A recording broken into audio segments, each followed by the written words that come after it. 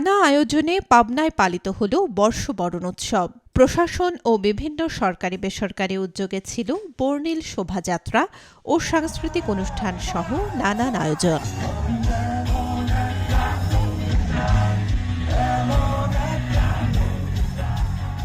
মঙ্গলবার সকালে পাবনা জেলা প্রশাসন ও বেসরকারি উদ্যোগেও এক বর্ণাঢ্য শোভাযাত্রা বের করা হয়।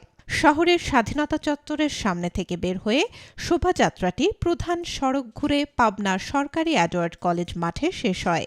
পরে সেখানে অনুষ্ঠিত হয় বর্ষবরণ কনসার্ট। এতে গান পরিবেশন করে দর্শক মাতান জনপ্রিয় কণ্ঠশিল্পী নগর বাউল জেমস, ইমরান মাহমুদুল, ঐশী সহ ম্যাজিক বাউলিয়ানা 2025-এর প্রথম সেরা 3 শিল্পী। এছাড়া মনোজ্ঞ নৃত্য পরিবেশন করে মন্দিরা চক্রবর্তী ও সোহাগ নৃত্য দল।